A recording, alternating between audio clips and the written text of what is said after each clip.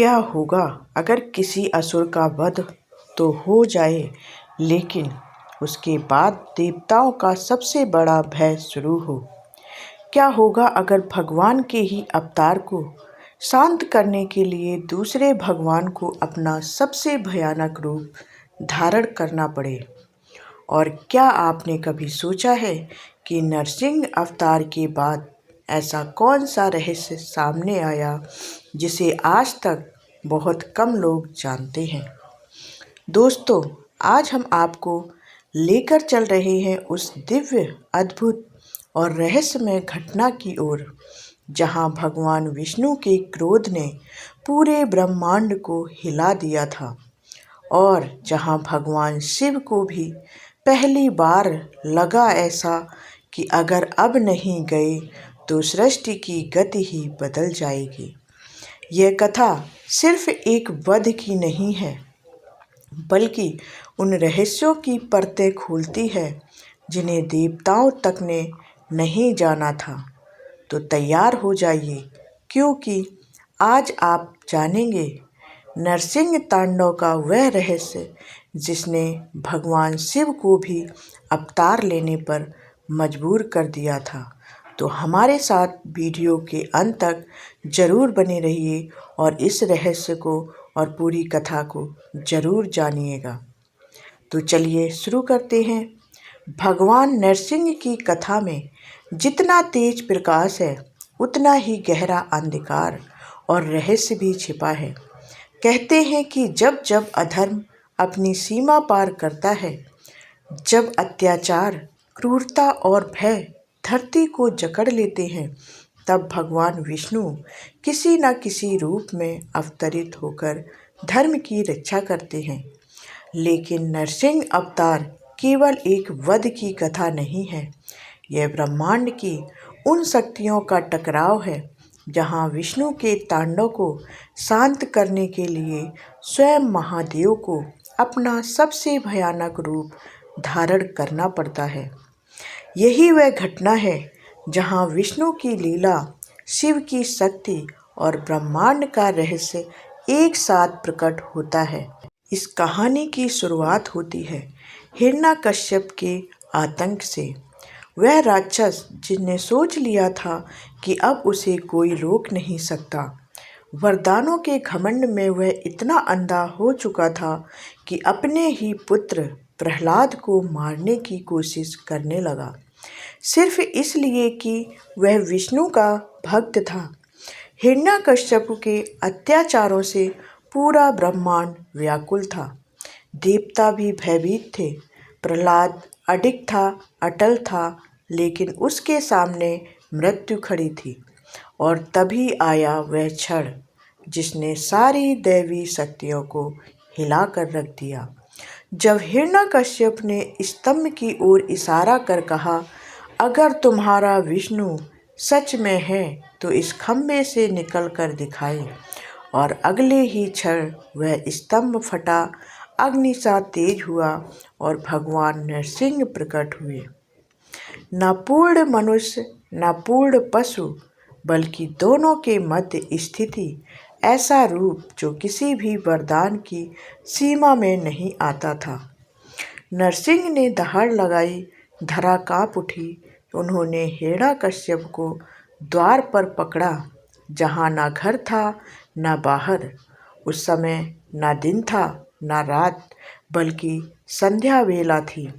उन्होंने कोई अस्त्र नहीं उठाया, कोई शस्त्र नहीं चलाया, सिर्फ अपने नखों से हिरण्यकश्यप का अंत किया।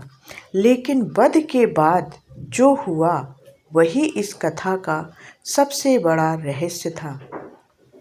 हिरण्यकश्यप के अंत हो चुका था, मगर नरसिंह का क्रोध शांत नहीं हो रहा था। उनका शरीर जलते सूर्य जैसा दहक रहा था। उनकी आंखों से प्रलय की ज्वाला फूट रही थी। प्रहलाद ने भी उन्हें शांत करने की कोशिश की, पर वो विफल रहे। देवताओं ने प्रार्थना की, पर नरसिंह का तांडव थमता ही नहीं था।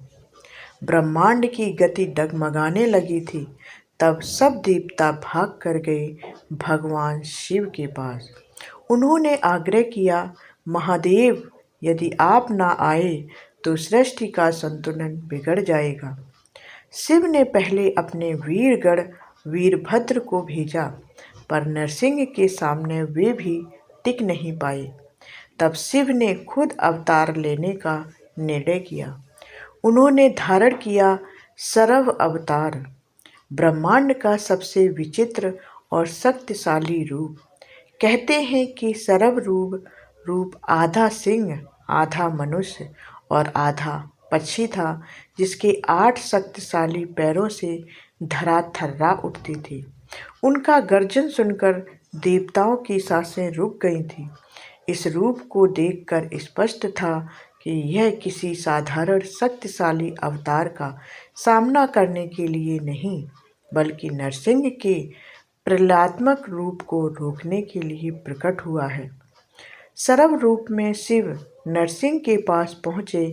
उन्होंने विष्णु के इस अवतार को अपनी पूंछ में बांधा और सीधे पाताल लोक की ओर बढ़ गए। नरसिंह ने छूटने की भरसक कोशिश की, पर सरव की पकड़ पर्वत की तरह अटल थी। वहीं पाताल में शिव ने नरसिंह के सिर पर अपनी चोंच के समान कठोर प्रहार किया। यह कोई युद्ध नहीं था, यह दिव्य चेतना का संकेत था, एक ब्रह्मांडीय संदेश। उसी क्षण नरसिंह को आभास हुआ कि उनका उद्देश्य पूरा हो चुका है। हिरण्यकश्यप का अंत उनके अवतार का लक्ष्य था और वह लक्ष्य पूर्ण हो चुका था। तब नरसिंह रूप ने अपने दिव्य तेज को समेटना शुरू किया।